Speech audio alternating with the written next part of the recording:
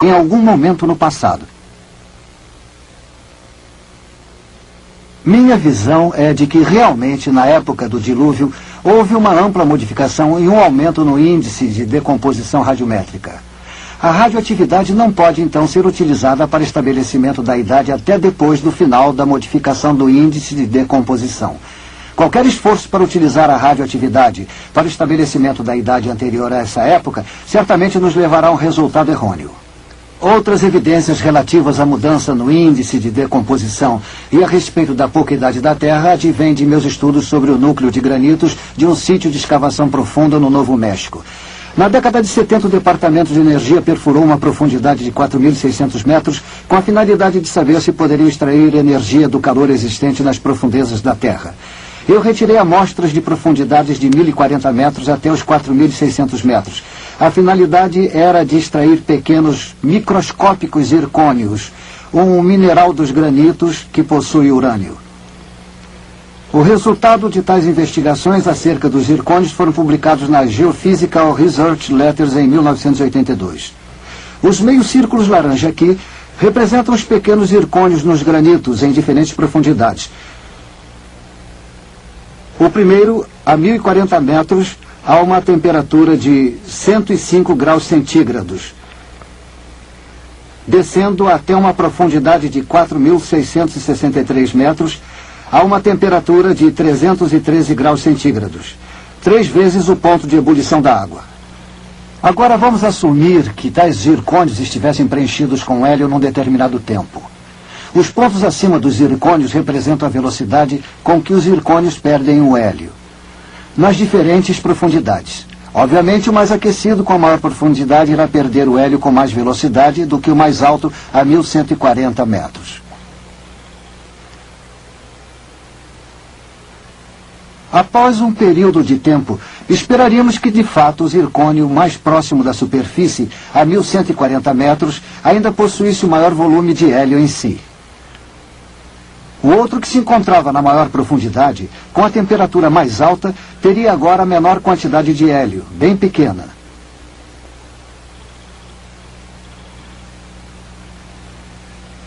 Este último quadro demonstra os verdadeiros resultados da experiência, que não encontramos hélio nos zircônios que se encontravam nas maiores profundidades. Nós encontramos algum nas primeiras 3 profundidades, até 197 centígrados. Vamos parar um instante e ver se entendemos o que estaria acontecendo. O hélio estava sendo gerado à medida que o urânio se decompunha nos zircônios. Então, a quantidade de hélio nesses zircônios em diversas profundidades nos diz algo a respeito do tempo em que os granitos existem a essa temperatura em particular. O resultado físico real da experiência é apresentado no próximo quadro. Eles só serão significativos se fizermos uma comparação entre o que esperávamos encontrar se de fato a Terra tivesse 4 bilhões e meio de anos.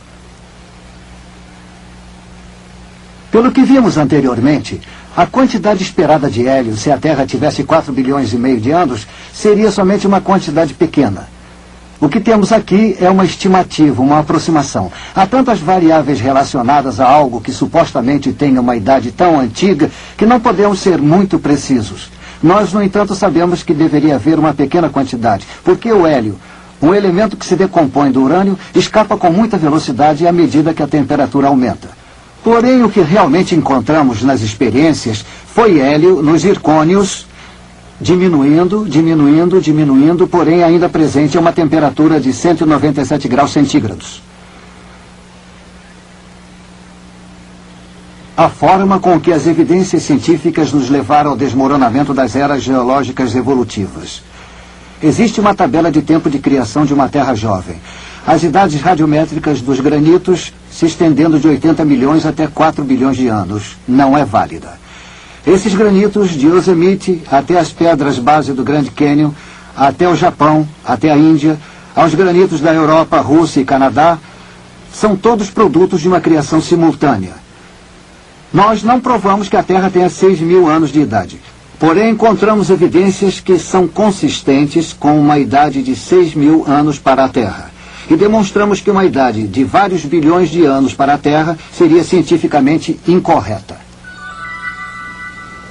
Apresentamos apenas uma breve visão das várias linhas de evidências científicas que apontam para a verdade e a precisão do relato bíblico sobre a recente criação da Terra e o grande dilúvio. Por mais breve que tenha sido essa nossa visão, a conclusão é certa. Os vestígios radioativos em madeiras carbonizadas contestam a escala de eras geológicas a respeito da vida na Terra, que decresce de centenas de milhões de anos para apenas milhares. A ocorrência do grande dilúvio universal explica o veloz acúmulo de vegetação responsável pelas vastas reservas de carvão e de petróleo da Terra. A idade jovem do carvão e sua formação rápida em laboratório, assim como o petróleo que se forma agora na bacia de Guayamos, na costa californiana, se encaixam apenas numa idade jovem e não antiga para a Terra. Os dinossauros são fósseis enterrados em massa em cemitérios e suas pegadas no carvão são uma lembrança muda das inúteis tentativas de tais criaturas para escapar das águas emergentes de um dilúvio universal. O excesso de hélio em granitos profundos fornece evidências concretas de que as rochas da crosta terrestre são jovens e, consequentemente, perturba de forma poderosa os conceitos de uma Terra que se desenvolve desde a antiguidade. E, finalmente, as impressões digitais da criação, também encontradas nos granitos, as mesmas rochas que a Bíblia menciona como sendo as rochas das fundações da Terra, confirmam que todas essas rochas são produto da mesma criação. Esse fato invalida a premissa básica do evolucionismo a respeito da decomposição radioativa uniforme e faz desmoronar toda a estrutura de eras evolutivas. Necessitamos concluir, portanto, que a idade de 4 bilhões e 500 milhões de anos para a Terra, atribuída pelos evolucionistas, não passa de ficção científica. Antes de vislumbrarmos essas evidências, talvez poucos acreditassem que os monolitos de granito de Yosemite fizessem parte da origem da Terra há cerca de 6.000 anos. Isso é até compreensível, em virtude de vivermos num mundo secular dominado pela crença de que a ciência apoia a visão evolucionista de uma Terra antiga. Porém, agora que as provas a favor do criacionismo de uma Terra jovem expuseram o erro fundamental do evolucionismo, nos damos conta de que sempre houve uma ponte ligando a ciência com a criação bíblica. Por que não reconhecemos isso antes? Parece que ficamos ofuscados pela ideia de que poderíamos explicar toda a história da Terra através das leis naturais que atualmente vivenciamos. Esquecemos que os poderes criativos infinitos de Deus estão muito além da nossa limitada compreensão do universo e das leis que o governam. Portanto, as coisas que se encaixavam ao evolucionismo foram enfatizadas de tal forma que parecia que a lei natural realmente explicava tudo. As coisas difíceis que não podiam ser explicadas eram colocadas de lado. Tínhamos a tendência de esquecê-las, esperando que algum dia pudessem ser resolvidas.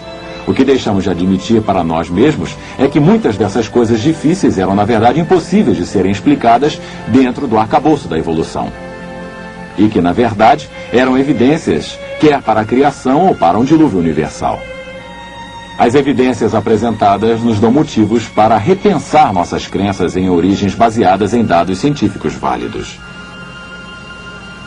Claramente, o sistema de crenças que abraça todos os fatos científicos que apresentamos é o registro da criação fornecido em Gênesis e repetido por Moisés em Êxodo 20:11.